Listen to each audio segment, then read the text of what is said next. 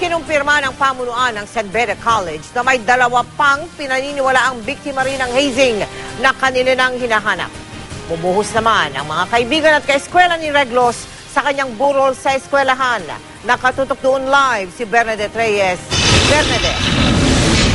Mel, bumuo na ng komite ang San Beda College of Law at ang student organization para maimbestigahan ang pagkamatay ng law student na si Marvin Reglos. Samantala, pinaniniwalaan ng paaralan na dalawa pang estudyante nila ang pinaniniwalaang kasama rin sa initiation na naganap noong linggo. Magkahalong galit at pasasalamat ang nangibabaw sa misa at eulogy kanina para kay Marvin. Puno ang simbahan ng San Beda ng mga estudyante. Maging ang mga hindi personal na kilala ni Marvin, nakisimpat siya sa pamilya Reglos. Ang pinsan ni Marvin na si Mark Asuncion, nagsisisi dahil hindi niya napayuhan ng pinsan. Siya pa naman daw ang nagkumbinsi dito na mag-law. Early this second sem na I saw him handshaking a member, a guy, I would have discouraged him. Alas 2 ng madaling araw nang bumalik si Marvin sa kanyang eskwelahan, isa ng malamig na bangkay. Ang kanyang ama muli siyang pinagmasdan. Tuloy raw ang paghahanap ng hustisya. Pinapatawad ko na sila. Kung pwede lang sana, lumabas na sila at lantad na yung katotohanan na lang para bigyan naman ng hustisya yung bata. Kinumpirma naman ng San Beda na dalawa pang freshman law student na kinilalang sina Omar Sahibil at John Darrell Iringan ang hindi na nakakapasok simula Lunes. Paniwala nila kasama sila ni Marvin sa initiation. Inaalam na rin ng San Beda ang kanilang kalagayan, kasabay na paggulo ng investigasyon laban sa mga miyembro ng Lambda Rho Beta na hindi raw kinikilala ng kolehiyo. Mapapatalsik daw sa paaralan ang mga mapapatunayang sangkot sa pagkamatay ni Reglos.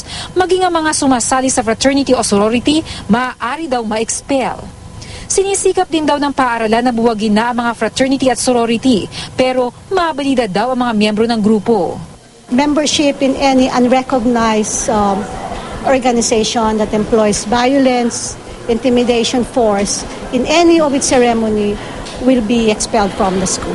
Basta may grouping na nakikita namin among male students, we try to disperse them kasi baka nga yun yung way na to recruit. So possibly the recruitment happens siguro after classes, sa labas.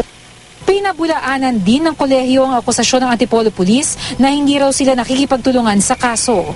Makikipagtulungan daw sila sa PNP at NBI para mabigyang hustisya ang pagkamatay ni Reglos. Hindi na rin daw estudyante ng San Beda ang mga sospek na sina Eric Castillo at Boji Yap matapos ma-expel noong nakaraang taon. We are willing to cooperate. I think yung nangyari yan, yung nagpunta sila noong Monday, walang coordination. Tapos yun yung time na wala pa kaming alam. We are conducting investigation. I could not give the details yet. But of course, it will concern the members of the Lambda Rho and their officers. Mel, pansamantalang dinala sa Oro Funeral Home sa mga labi ni Marvin para doon ito ay autopsy. Mamaya namang alas 8 hanggang alas 9 ng gabi inaasahang ibabalik din dito sa San Beda Abbey Church ang mga labi. Samantala bukas naman ng madaling araw inaasahang darating din dito ang ina ni Marvin mula sa South Korea kung saan nagtatrabaho ito bilang isang guro. Mel?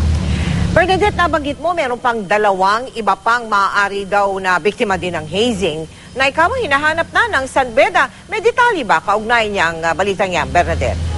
Oo, Mel. Ayon doon sa pamunuan ng San Beda, sinisikap raw talaga nila na itong dalawang estudyante nga ay malocate nila. Pero hanggang sa mga sanaling ito, hindi pa raw nila tiyak kung nasa ang ospital o maaaring nasa bahay na itong dalawang estudyante pang nabanggit. Dahil ayon sa kanila, mga kapwa-estudyante rin ang mga nagbigay sa kanila ng impormasyon na maaaring araw kasama noong linggo sa nagganap na initiation itong dalawang estudyante. Pero meron raw sila mga files at lahat ng naka-file na mga numbers doon sa kanilang records ay kanila raw tinatawagan. Mel? Maraming salamat sa iyo, Bernadette Reyes.